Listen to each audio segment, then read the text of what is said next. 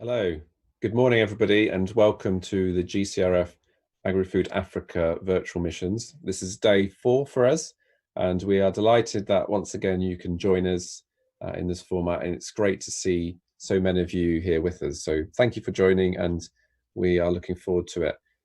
This week has been fantastic. We've had some great speakers and some fantastic feedback. There's been lots of people connecting with each other and really fulfilling the aims of this week, which is to learn, but also to engage with each other and explore collaborations and partnerships. So we're very delighted that that's beginning to really take off, and yeah, pleased that you can be a part of that. I just want to highlight a couple of things just so that you're aware of how we're going to run this session. So the panelists that we have today have pre-recorded their presentations for us, and they've sent them to us, and we will then play them pre-recorded. We did this just to make sure that we didn't have any technical issues, because we are pulling people from around the world together, and there can be issues if you're trying to do things live. But we do want to have a live question and answer session. So what we'll do is we'll play the presentations, and then at the end, we'll give you an opportunity to ask questions. The best way to do that is to type your comments or questions into the chat box on YouTube or Facebook, and then we will then direct those to our panelists, our presenters today. So that will be at the end of the session, and it'll be run for about 10 to 15 minutes as we have time. We're due to finish around 11 today. 11 UK time, of course. So let me just run through a couple of points you want to be aware of. So firstly, tomorrow will be our last official networking session. So if you want to connect with any of the members from this week, that's the place to go. The details will be in the chat about Meeting Mojo. Please do sign up to that. It will be your last official opportunity to connect. There's also a hashtag that we're using. So if you are on Twitter, you can tweet us at AgriFood Africa and just let others know about this. That would be great, just to help the program, and if you wish to do that. On YouTube, you can like and subscribe. That helps the channel, and will give you updates going forward, because this is a 5-year program, and I'm sure that there's plenty more content coming in the next few years. So if you want to stay ahead of everything that's happening, then do click on that. So without much further ado, let's roll through to our presentations, and we'll hear those, and then we will start. So I'm just going to introduce them before we do that. So firstly, we have a fantastic talk from Dr. Melody and Professor Franz. They are based in the University of Pretoria, so they'll be giving us an overview of the academic landscape in South Africa, which I'll be delighted to hear. It'll be very informative. We also then have a talk from Sven, who's a researcher at Harper Adams, but he's set up a spin-off company that's been funded through the Agritech Catalyst. I'm sure you'll be delighted to hear about that. It'll be very relevant to members who are looking to connect with that in future, that round of funding. And then lastly, but not least, we'll be hearing from Cobus, who'll be speaking on his experiences of working for Woolworths and what they're doing to ensure we have sustainable farming practices. I really enjoy listening to that. It's a great one. So let's play the presentations, and then we'll take questions at the end. Thank you.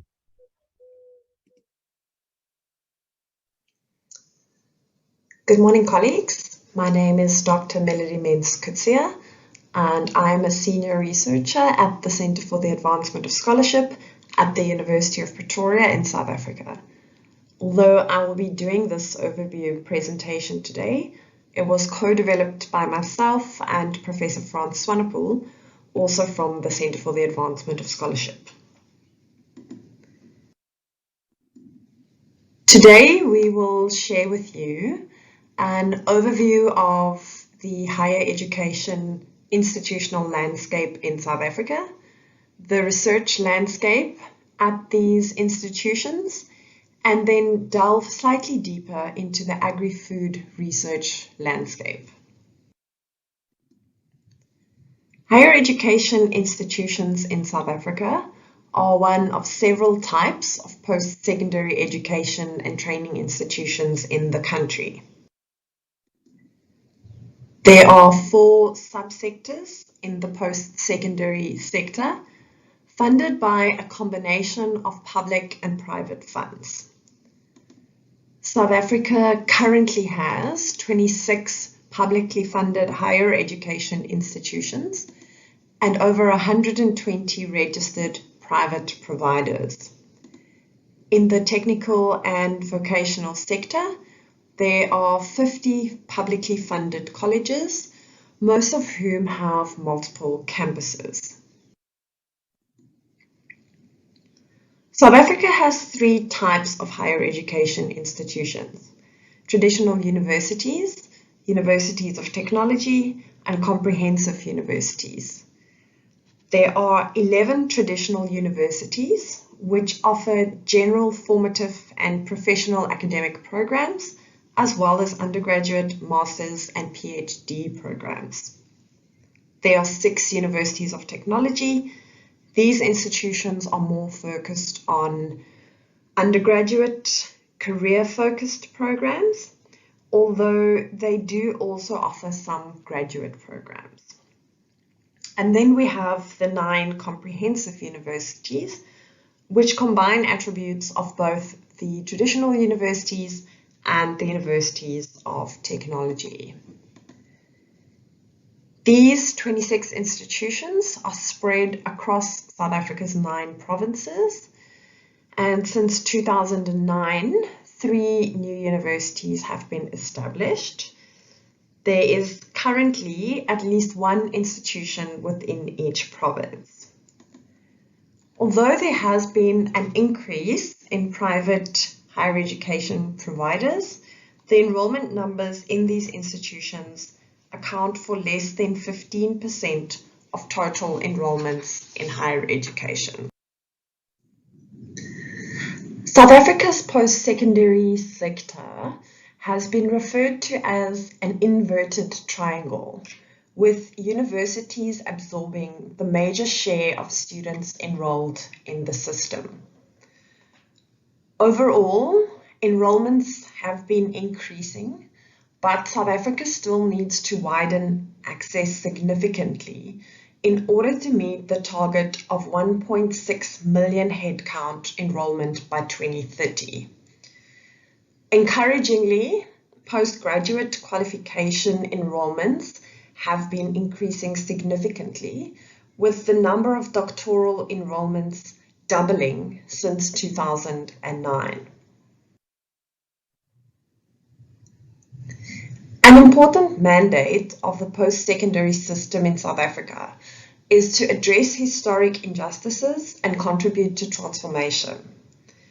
The proportion of Black students enrolled in university has continued to increase, and in 2016 accounted for 67% of all students enrolled.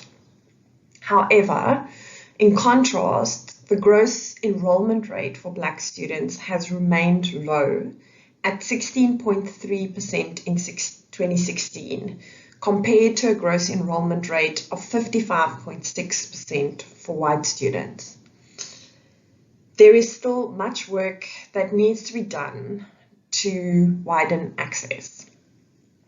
In terms of gender, South Africa has performed particularly well in university enrollment, and in 2016, female students accounted for 58% of all enrollments.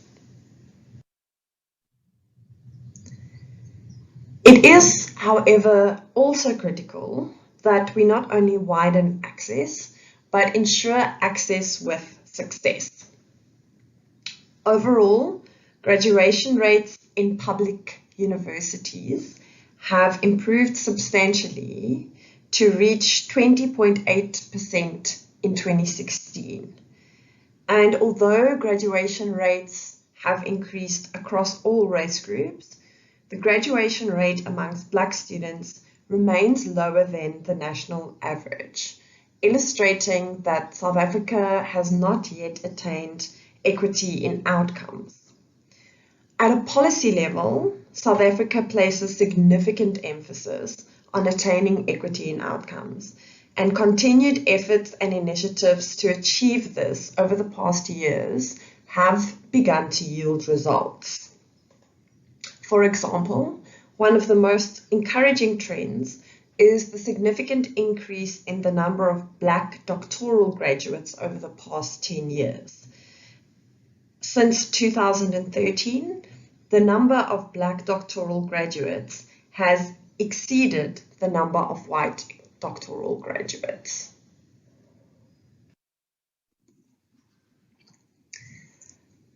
With regards to the research landscape, we are going to look at three key areas: funding, capacity, and performance. In countries with the highest gross domestic expenditure on R&D, or GERD, business is often the largest funder or investor in research.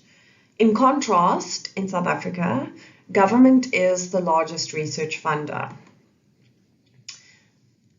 Although nominal expenditure has increased, GERD has remained relatively unchanged in South Africa for the past 15 years.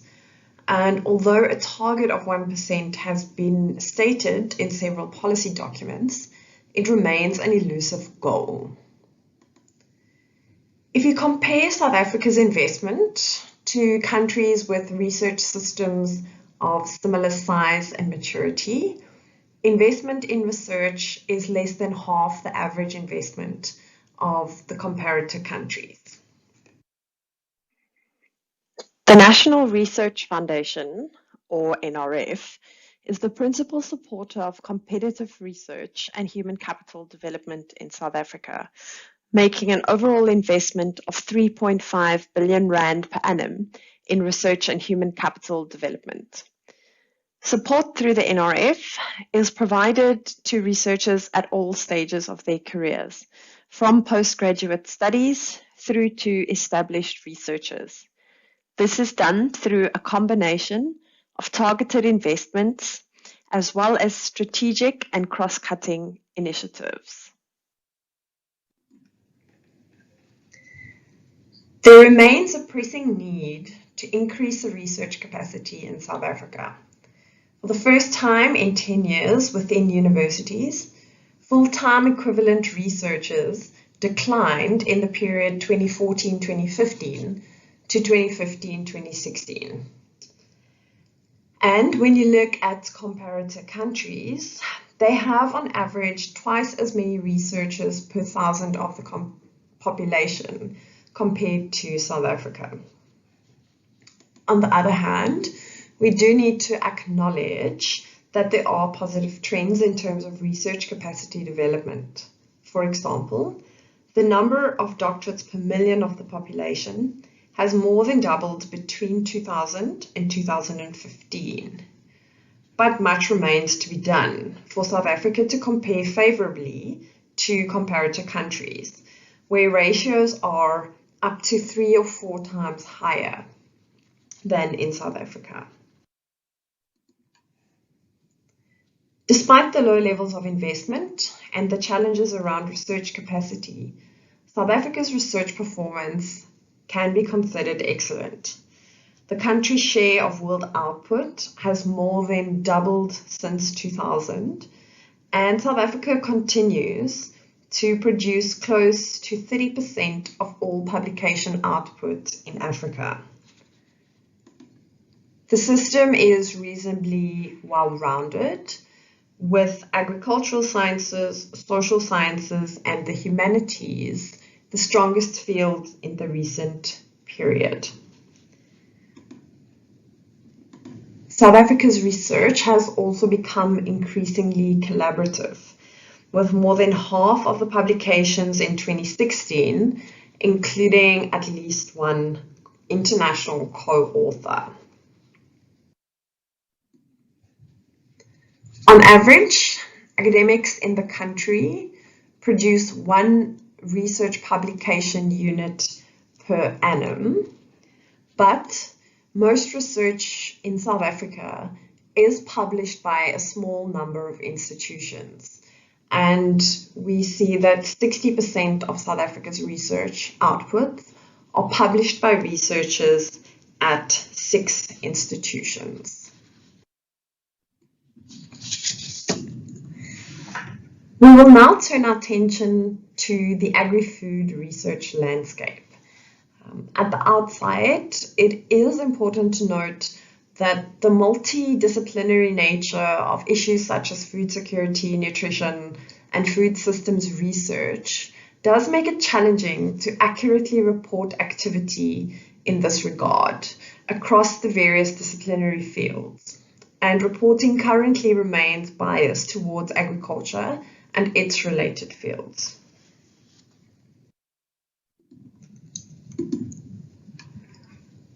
Most agriculture and food security related research in South Africa is conducted by the higher education institutions and the Agricultural Research Council.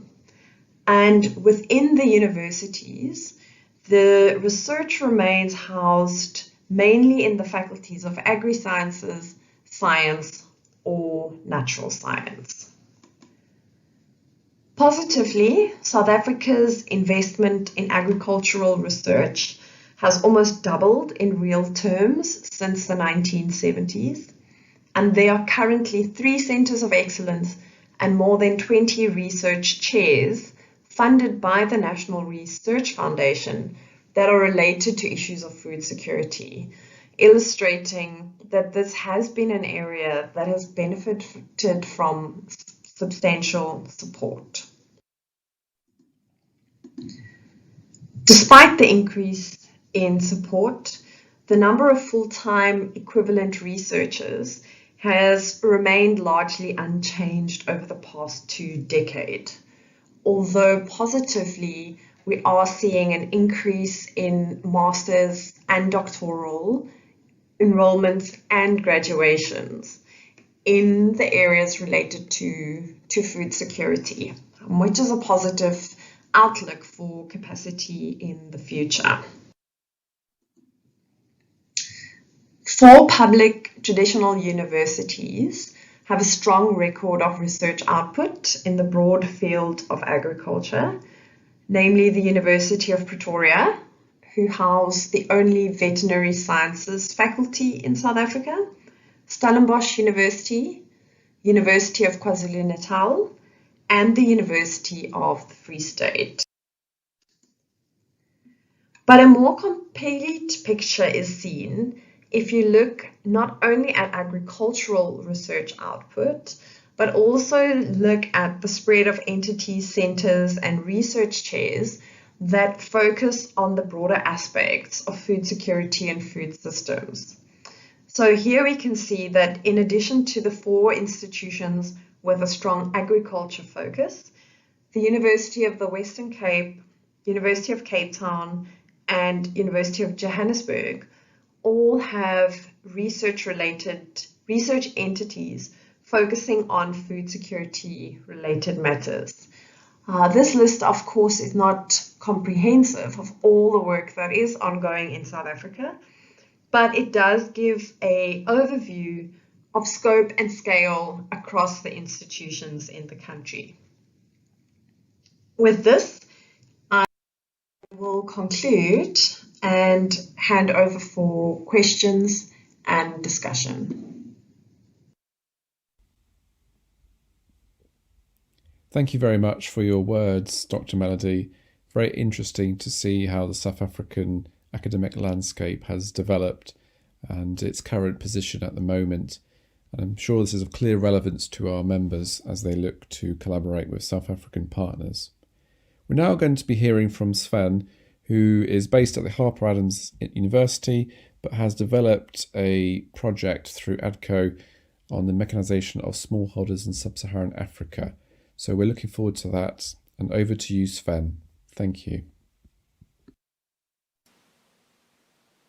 Hello, my name is Sven Betts. I'm going to present the results of an Agritech Catalyst Round 6 project titled Mechanization of Smallholders in Sub-Saharan Africa by AgroDealer Development, led by AGCO Corporation in collaboration with Joe AgroDealer, Daniel Dembo General Dealers, Harper Adams University and iPosinet Digital.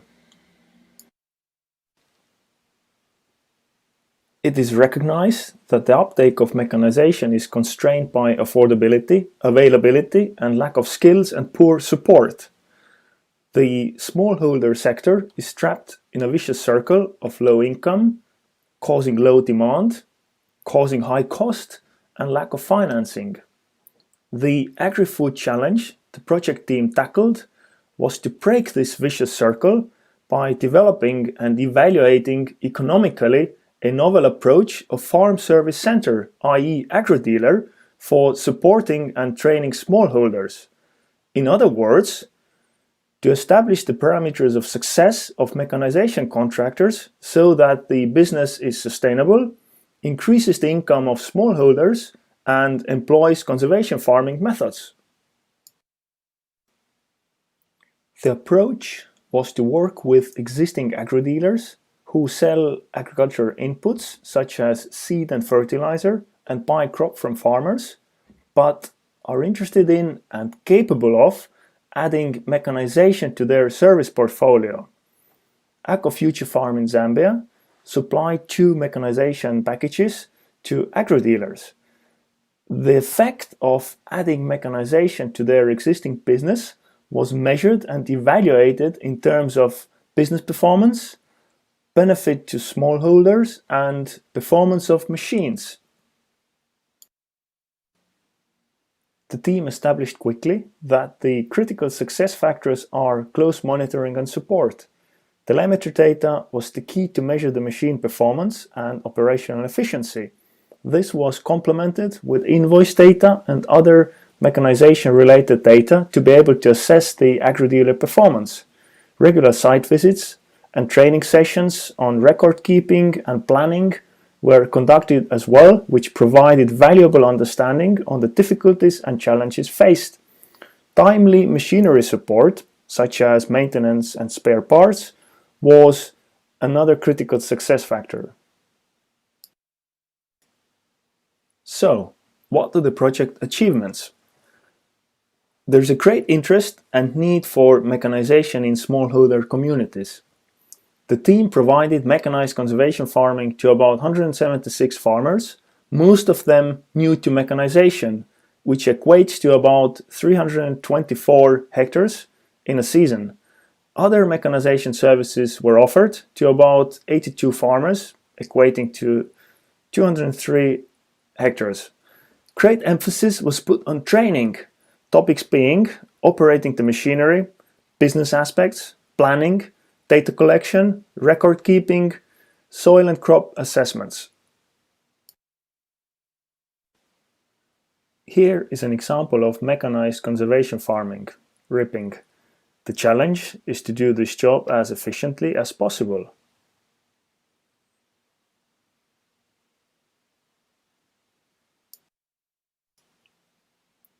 The lessons and outcomes of the project. The good news is mechanization contracting business can work successfully. All working reasonably well, there is a chance for it to be a sustainable business. It needs support in early stages to establish a viable mechanization service.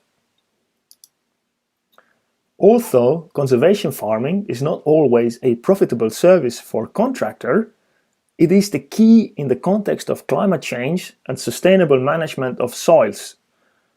The on-farm trials to measure the impact of mechanized ripping, strip tillage, on maize yield indicate a significant yield improvement versus ox-driven techniques of over 5 tons per hectare during difficult season. Zambia experienced drought in 2018-2019 season. The upside of the difficult season was that the benefits of conservation farming were made more visible to the farmers. Both agri-dealers conducted field days to demonstrate the impact of mechanized conservation farming on crop growth. Correct technique, correct equipment, and trained operator are capable of making a difference to the smallholder farmers. There are still challenges, somewhat similar to what has been experienced in the past in the UK, for example. The fields are not optimized for tractor work, hence need improvements. Further work is required to improve the operational efficiency. I want to show a screenshot of the Zambia Conservation Farming Unit Facebook page as a great example of dissemination. Nora Hachiva, farmer we worked with and provided mechanization during the project, she has been awarded a brand new tractor complete with minimum till ripper by the President of Zambia for her outstanding achievements in practicing and promoting conservation farming. Moving on to the exploitation of the project. Data collected in the project has been analyzed and used to construct the basis of what has now become the new product called Farm in a Box, which AGCO launched in 2019. Farm in a Box is the support tool for mechanization providers to address the challenges encountered in the project. Data shows remote mechanization packages are ineffective if left unmonitored and unmanaged. Unsupported machines have frequent periods of downtime. Cost-effective parts and service support needs to be local, situated in the community. Operators require weekly contact and guidance to ensure machinery is used correctly and responsibly. Solutions to all these challenges have been engineered by the team and bundled together and placed in a modified shipping container.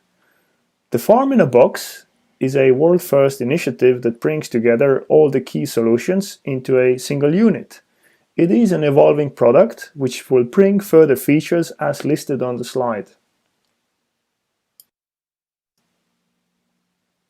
A further example of the Farm in a Box features. Top row. Storage facilities, parts for maintenance.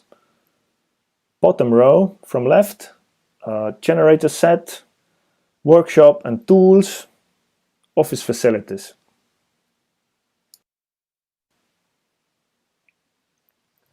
The final slide.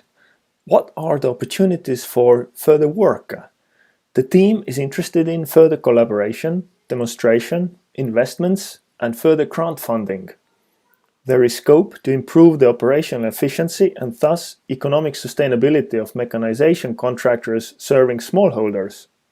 There is a need for robust telemetry-based monitoring tools which support the mechanization business aimed at smallholders. There is opportunity to develop data-driven smart tools for agriculture. By developing innovative smart tools, we make the agriculture attractive to youth and open new business opportunities. Here, on the slide, you see a photo. Nora, the farmer I mentioned earlier, holding maize cobs in her hands. In her right hand, cobs harvested from the fields which received mechanized conservation farming, yielding 4.5 tons per hectare. In comparison with the cobs in her left hand, from the fields which were ox-plowed conventionally, yielding half a ton per hectare. There is a great need and opportunity for further work on promoting conservation farming. Thank you very much for your attention.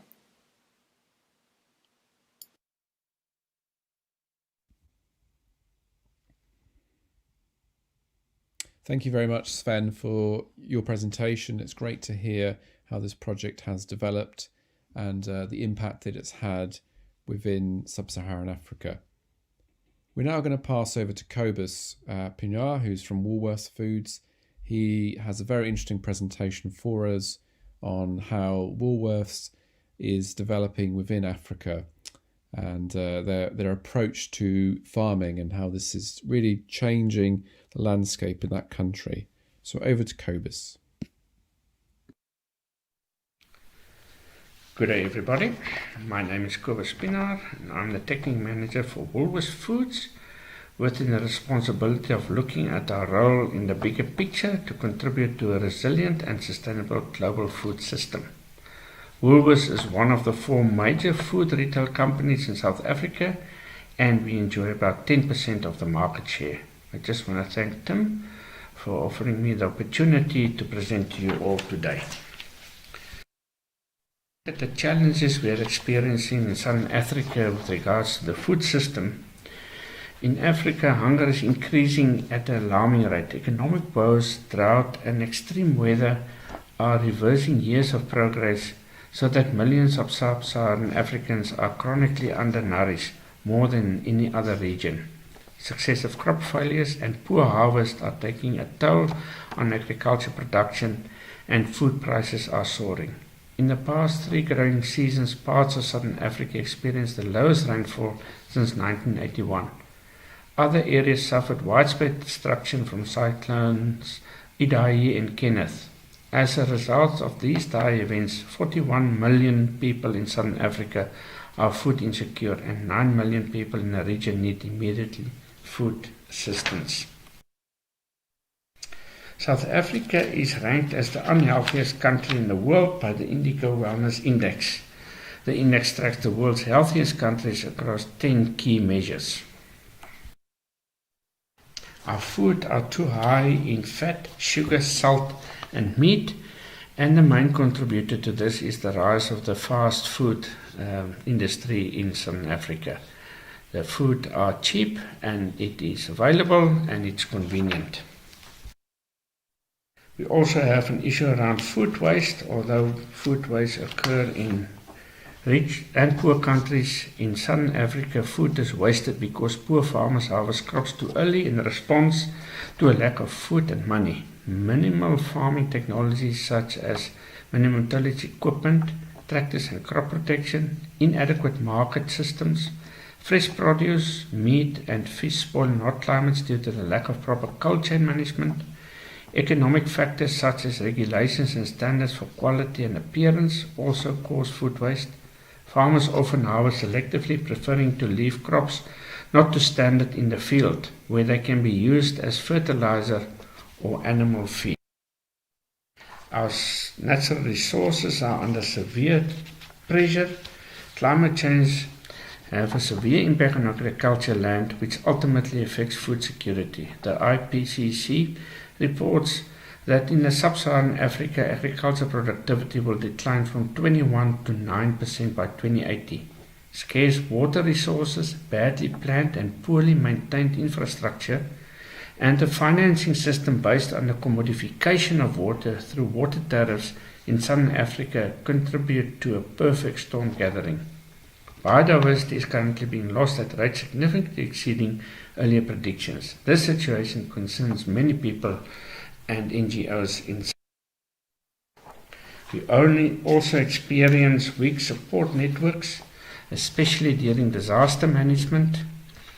For example, the press claims that the Mozambican government failed to warn people in the areas worst hit by Cyclone Idai, despite the red alert being issued 2 days before it struck. We also have an issue to transfer knowledge to our small-scale farmers, and especially on how they must manage their farm as a business. And there's a big opportunity that if we can get that right, that our small-scale farmers will be resilient and profitable. We have inadequate safety nets. So when disaster hits, we rely on grants and government intervention. We're not able to lift ourselves out of the pit of despair. We also have a lack of purchasing power, and although we have got big potential to add value to our own raw materials, we tend to export raw material for other countries to add value to the products, and then we import that products back into Southern Africa at inflated prices. What is Woolworths' response amidst all these challenges? In 2009, we launched our Good Business Journey, and within that, we also had our Good Food Journey. And the aim of the Good Food Journey is to rebuild an integrated world of well-being, creating food that doesn't cost the earth or the people on it. 3 pillars, and the first pillar is a healthy living, and it should be accessible to all. Second pillar is a good food should not cost the earth. And the third pillar is no one should go hungry or be exploited. The vision is that the Good Food Journey is our plan to inspire a healthy lifestyle by making healthy eating satisfying, delicious and convenient across our product ranges, while also innovating and improving nutritional quality through reformulation. If you look at our planet vision, We've got a number of climate change initiatives going. We only source local, we only import when it's not available in Southern Africa. We make sure that trade is fair. We implement a number of initiatives at our direct and indirect operations to make sure we use water efficiently and sustainably. We've got strict animal welfare policies and guidelines to make sure that our producers adhere to the rights of animals. When we source commodities like palm oil, sugar, soya and cocoa, we make sure that it's done in a responsible manner. We've got our flagship called Farming for the Future that measures every single farm that delivers to Woolworths, that they reduce the impact they have on the environment. We also have our packaging commitments to achieve our vision of zero packaging waste to landfill, phase out single-use plastic shopping bags and introduction of low-cost reusable bags, proactive stakeholder engagement and with the packaging and recycling industries, trialing sustainable packaging options, and we make sure that your on-pack instructions is clear to customers to understand. We also have our solar factories to make sure that we use energy, water responsibly and reduce waste in those areas. We've got a thriving community pillar, and what we look at here is we only support local, so we try to get the local community going and help them financially, build businesses for them, and so that we support our local people. Ethics, we apply the ethical sourcing and human rights in our stores and at our suppliers to make sure that things are done in a humane way. We've got our Living Soils project where we partnered with some of our suppliers and the Sustainability Institute to launch a community learning farm in Stellenbosch. The intent is to test the concept and extension of the Farming for the Future program on community farm basis. The objective is to create a self-sustaining learning farm that showcases the production of nutritious food through sustainable farming methods for the benefit and development of long-term food security in a local community, incorporating training and development for young and emerging farmers and the broader community.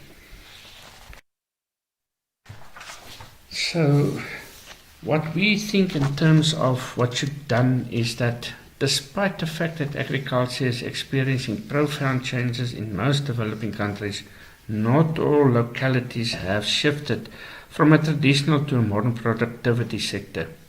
It is a major challenge since agriculture continues to be a vital instrument for sustainable development and poverty reduction. Smallholder farmers form a key part of the global food system by providing over 80% of the food consumed in a large section of the developing world. Despite the above, small farmers are neglected due to issues like increasing fragmentation of landholdings, combined and reduced investment support, and the demotion of small farms in economic and development terms. Under the proper conditions, smallholder farms can be at the vanguard of transformation in a world of agriculture. They hold many practical solutions that can help place agriculture in a more sustainable and equitable balance. Moreover, small farmers are sources of employment that contribute to rural development and even to other sectors of the economy, since an increase in the income can create a market for services and goods. The need to support small-scale farming is evident. However, there is still the question of how to achieve it in the real world.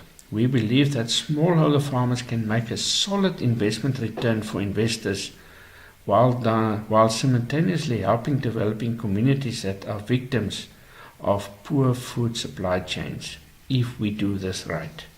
So how we can do this is we need to restructure the value chain. Farmers need to share the profits of value adding and agri-processing. We need to influence the way consumers purchase food. Once they say food as an interconnected system from farm to fork, will they begin to see how their buying power can influence the way their food is grown, processed and distributed. All other stakeholders in the value chain must also radically change the way they think and act on food. It is no longer good enough to think that food is someone else's business or just to do their bit in isolation. We all need to recognize that all our work affects food and figure out how to make changes in a connected way. We need to demonstrate to the market that the risk, especially a reputational risk, is lower than the current scenario. Implement a clear set of metrics to measure how well we are doing in effecting change. It is not just economic efficiency anymore, but about measuring how effectively and efficiently the system can work together to produce health, environmental sustainability, and social inclusion. Let's see food as a solution. Food can help nourish people and planet, provide decent jobs, and provide enjoyment and happiness in our daily lives. To get this done, we must allocate our financial resources differently. Companies, governments, development agencies, philanthropists, and citizens alike. We need to ask ourselves, are we putting our money into the most nutritious food that contribute to a healthy diet? Are we using our taxes to support the people who produce nutritious food in ways that support resilient ecosystems? Are our investment maximizing healthy diets while also enabling profitable businesses?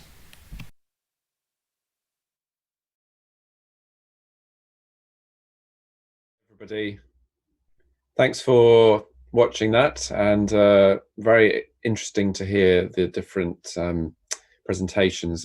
Quite a good mix, I think. We're just going to jump straight into the question and answer portion of this session. And we'll start, I think, with a question here for Sven, if that's okay. So Sven, this is a question from Marcus Paradello, and I think it links quite nicely with Cobus's presentation. What are the risks of soil compaction with mechanization? Would it be better smaller machines suitable for small fields? Maybe robots in the future? Would you care to answer that one, Sven? Okay, so thank you. Robots in the future, possibly. I think, yeah, maybe in the longer future, robots could be used. I think currently, as the labor cost is fairly low, so then compared to the cost of machinery, so I think at the moment robots wouldn't solve a problem that maybe labor is expensive. If there is a shortage of labor, maybe yes, but I think that's maybe for the future. Risks of soil compaction. Yes, I think, well, the problems that we're trying to solve with this tractor mechanization and ripping. So what we've seen is that from ripping with ox-driven implements, so there seems to be a plow pan, which is relatively shallow, so for the tractor. So in this case, actually the tractor is used to break that plow pan. If tractors are used in a more continuous basis, yeah, we may have maybe some new problems. But at the moment, with this size tractor, about 80 horsepower, that seems to be the right tool for the smallholders. So it breaks that ox plowing cost plow pan. So hopefully that gave some answer. No, that's great, Sven. Thank you for that answer. And I think another question we have, which links quite nicely. This is from Philip Mango, and I'll address this to Melody or Franz, depending on who wishes to answer this. But on that technology, so are universities in South Africa leading on smart farming research and drone utility programs? So sort of the high-tech the high-tech agri-tech that we are seeing emerge now. Is South Africa leading in that? Would you care to comment, either of you? Sorry, I just want to try and unmute. Yeah, you had it first time.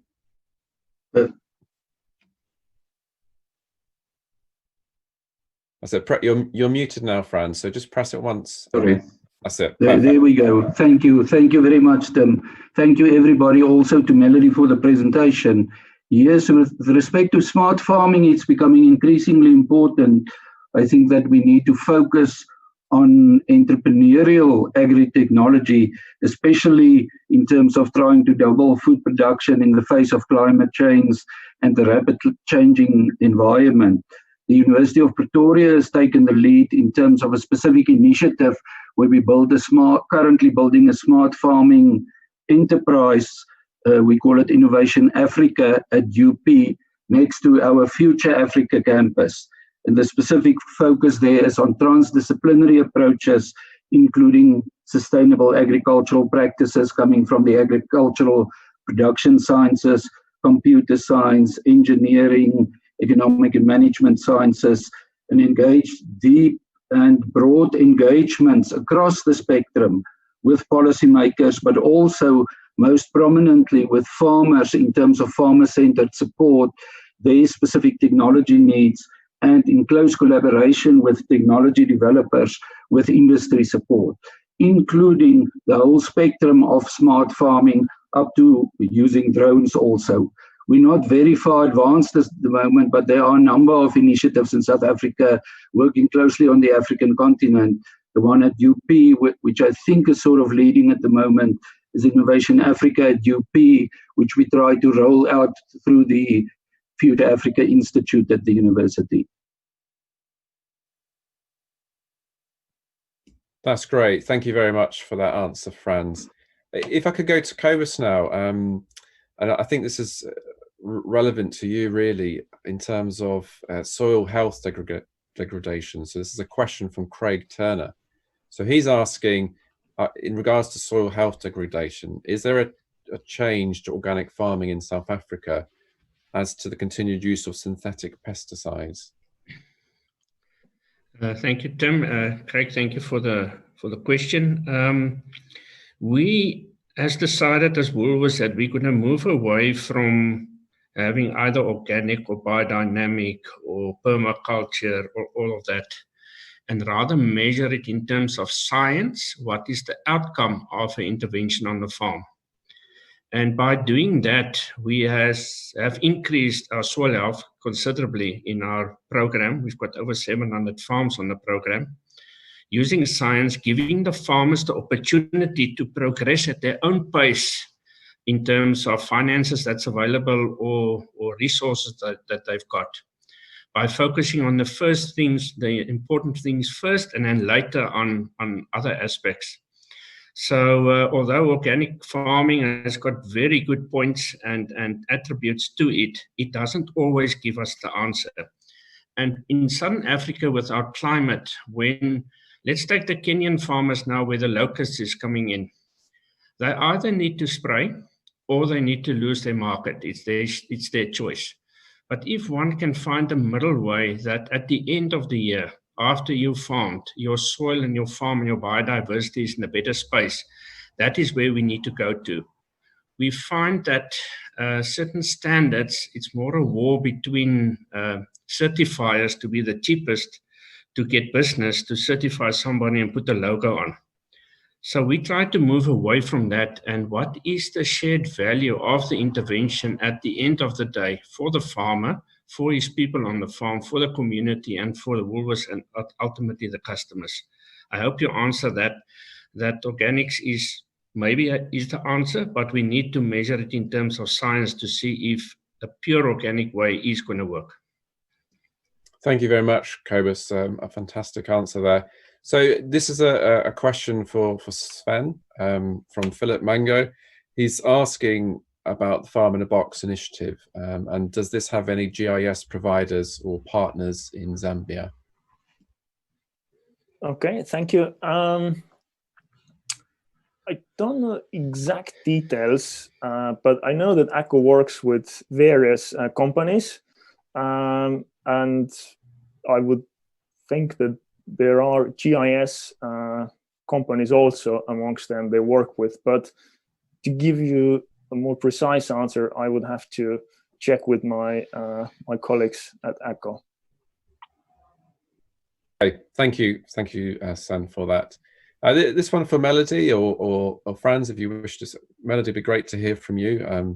And poor Melody had to bear with us because she had some technical issues. So I appreciate you joining us and bearing with us. It's a question from Steve Chabassa. Is the ARC government owned or an independent organisation eligible for government funding? Thanks, Tim. It's really great to be able to join this morning, despite technical issues in the beginning. So the Agricultural Research Council is a public entity in South Africa. It's one of several research councils in the country, others being the National Research Foundation, Human Sciences Research Council, and the South African Medical Research Council. There are others, those are examples. So yes, public entity, a science council. That's great, thank you for that. One for Cobus from Philip Mango.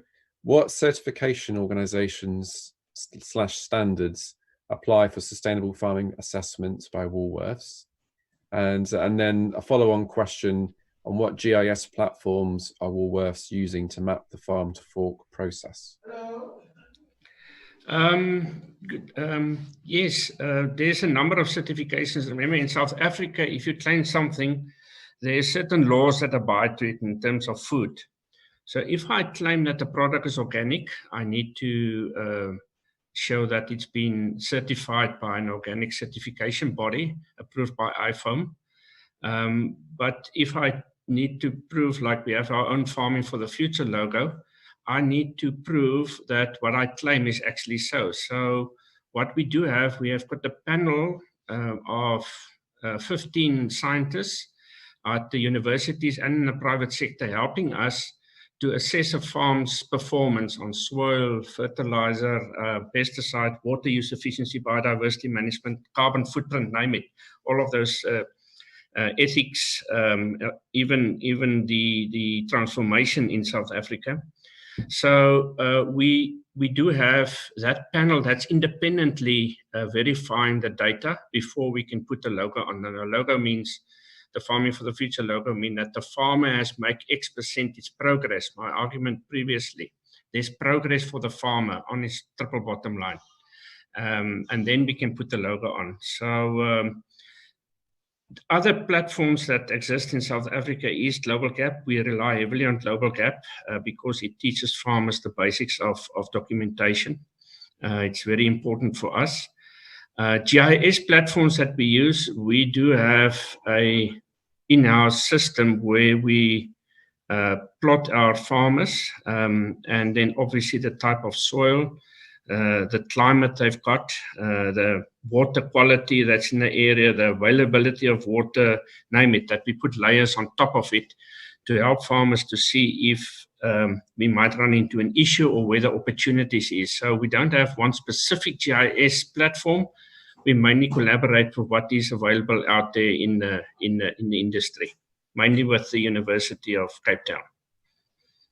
That's great. Thank you, Cobus, for that. We're coming to the end of our question and answer session. Looking at the time, we maybe have time for one or two more questions.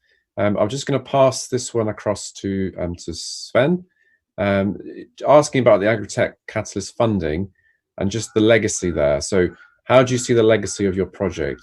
Did you draw government or international donor funding to support the legacy of the project? And I think this ties in quite nicely with Cobus's point here about trying to do things sustainably and for the future. So Sven, that'd be interesting if you comment on that. Mm-hmm. Thank you. Yes, so about the legacy of the project. So the two agri-dealers, partners in the project, so they stand on their own feet in terms of mechanization. So they continue offering the mechanization service. So they've learned from those challenges that we had during the project year. So I think it has been a massive learning curve for both. Again, making their business more sustainable, resilient. AGCO is still providing, obviously, support in terms of machinery to them. In other fronts, yes, I know AGCO has negotiations or discussions with various organizations for scaling up Farm in a Box and scaling up such mechanization support. Again, as I said on one of the slides, that it seems that, or it is fairly certain that in initial states there is some support needed for the mechanization business to kick off and to be sustainable, because it is really it's not good if in the initial phase there isn't enough support and then it kind of fails, because I think that just doesn't really help. But if you help them to get through the difficult stage, get the market developed and get the challenges sorted, so then in a couple of years it becomes easier. Thank you. That's great. Thank you very much, Sven. I think we'll draw today's session to an end now, and I'd just like to thank once again our speakers this morning. Thank you everybody on the stream for watching this. I know that many of you will watch this after the event, so thank you also for watching and following on. It's been great to hear how technology is really able to transform and to change farming practices and address some of the pressing needs that we have. And I think it was evidence that in South Africa, you can see how new developments are really shaping that across the landscape. So wonderful to hear from all our presenters. Let me just remind you of the next session for this week. That will be tomorrow there's a chance to connect in the morning, and then we will have a panel discussion to sum up and wrap up the week. But thank you very much for everybody, and we will see you tomorrow. Thank you and bye. Thank you.